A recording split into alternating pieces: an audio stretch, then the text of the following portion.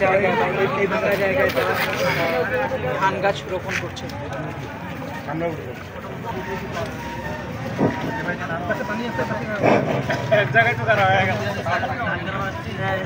জানিয়ে রাখছি যে সাতমাথা থেকে জাহাজ কোম্পানি পর্যন্ত এই যে গুরুত্বপূর্ণ এই রাস্তা দিয়ে কিন্তু প্রতিদিন লক্ষাধিক যারা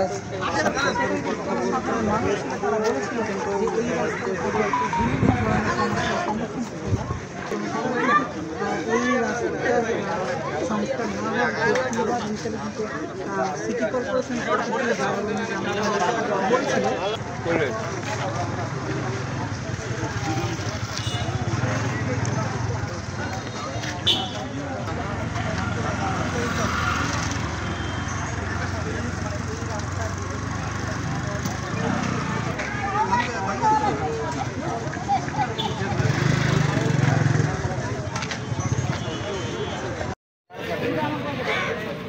গোলাপি গোলাপি গোলাপি দর্শক, আমরা যেটি দেখছি যে এখানে সাতমাথা এলাকাবাসী এবং অস্ত্র রাস্তায় আমরা দেখছি যে সবাই কিন্তু কার্ড প্রদর্শন করছেন। এই কার্ড কিন্তু সিটি কর্পোরেশনকে উদ্দেশ্য করে তারা এই কার্ড প্রদর্শন করছেন।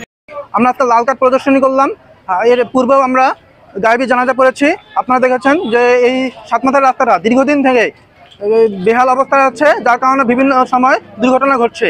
আমরা এই দীর্ঘদিন ধরে বিভিন্ন ভোগান্তির মধ্যে আছি। রাস্তাটা, এই সড়কটা নিয়ে আমরা চাচ্ছি এই সড়কটি অতি দ্রুত সংস্কার করা হোক। শুধু সংস্কার না, স্থায়ীভাবে সংস্কার। আমাদের বর্তমান যে দাবিটি সেটা হচ্ছে যে আমরা রাস্তাটার একদম একটা সংস্কার চাই, যে সংস্কারটা অনেক দিন ধরে থাকবে, আমরা এরকম চাই। তো আপনারা জানেন যে রংপুর সিটি কর্পোরেশনের যিনি এখন প্রশাসক রয়েছে, বিভাগীয় কমিশনার, প্রধান নির্বাহী কর্মকর্তারা রয়েছেন, তারা আসলে এই রাস্তার দিকে মনে হয় না ভ্রুক্ষেপ করছেন। যদি তারা ভ্রুক্ষেপ করতোই তাহলে তারা এই রাস্তা পরিদর্শনে আসতো এবং তারা এই রাস্তার বিষয়ে তারা কোনো পদক্ষেপ গ্রহণ করতো। যে বর্ষাকাল চলছে, বর্ষাকালের মধ্যেও কিন্তু আমরা তেমন কিছু দেখতে পাই। অন্তত সাময়িক অসুবিধা যেটা হচ্ছে, মানে সাময়িক যে সমস্যাটা সমাধান করার জন্য তারা কিছু পদক্ষেপ গ্রহণ করতে পারতো। রেল লাইন রয়েছে, সেই রেল লাইনের মাধ্যমে রংপুর থেকে ঢাকার যে রেল যোগাযোগ রয়েছে, এখানকার যারা সাধারণ মানুষ রয়েছে, এলাকাবাসী আমরা যারা রয়েছি, যদি আমাদের দাবি মানা না হয়, এই যে আমাদের দুর্বিষহ যে অবস্থা সেটি থেকে যে আমরা উত্তরণ না পাই, প্রয়োজন পড়লে আমরা কিন্তু এই যে রেল লাইনের যে ঢাকা থেকে রংপুরের যে রেল যোগাযোগ সেটি আমরা কিন্তু বন্ধ করে দিতে বাধ্য হব, যদি 10 থেকে 15 দিনের মধ্যে আমরা কোনো সিদ্ধান্ত না দেখতে পারি এবং